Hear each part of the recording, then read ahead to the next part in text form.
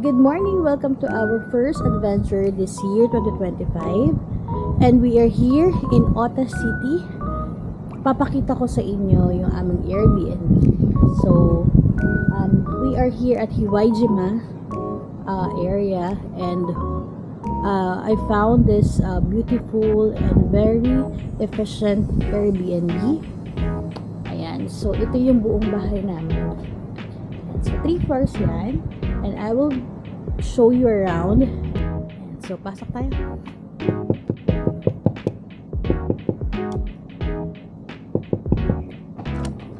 Welcome to Japan! Welcome to Japan! Yan.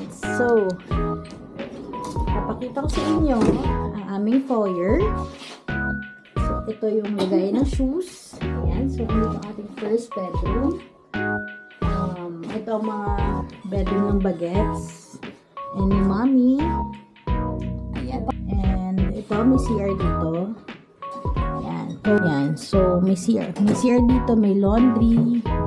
Ayan. So, hiwalay siya para multifunctional siya. Tapos, ayan, merong bathtub dyan sa loob. So, naliligo ang aking sisi na si Sai. So, akit tayo. Let's go. Ayan. So, makipad yung daan, but very safe naman siya sa mga gustong umakyat. Ayan. So, on the second floor, ito ang aming dining family area. Diba? So, efficient ang space niya. So, since it's winter season right now in Japan, yung mga aircon, ano siya, may blower din. May dry blower din siya. So, kung ayaw nyo na sobrang lamig, pwede nyo i-adjust yung temperature. So, itong Airbnb, may portable wifi din. May internet.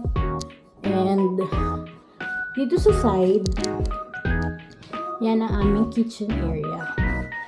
So, kompleto yan. May mga utensils.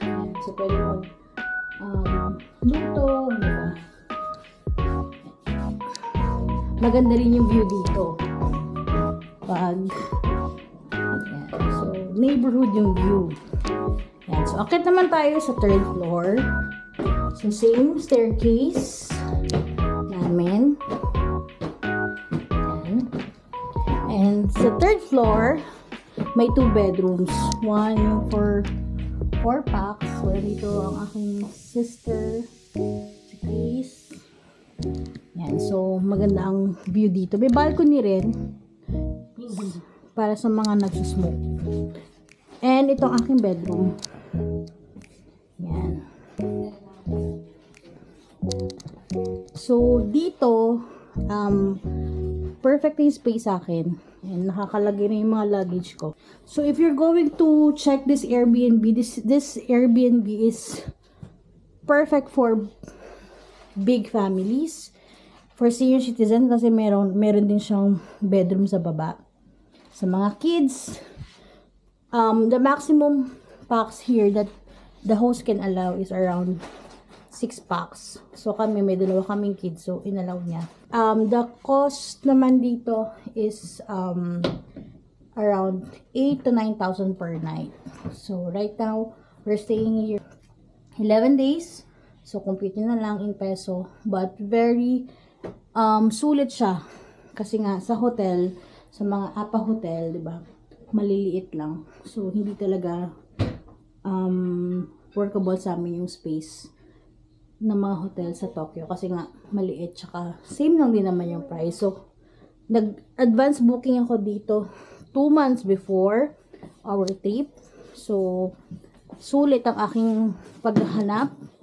Kaya, if you're going to try staying here, maganda rin sa neighborhood na to. Merong restaurant sa baba. Very walkable lang yung convenience store. And may supermarket. And then may mga drugstore and convenience store. Tapos 2 minutes away yung train station, which is the Hiwaijima station. So, ang bilis and very convenient for us to go around in Tokyo City. So, today, ang aming official first day. And, pupunta kami ng Odaiba, Tokyo Tower, Abuzaday, and Roppongi Hills. So, ako ang magtutour sa kanila and see you later. Bye!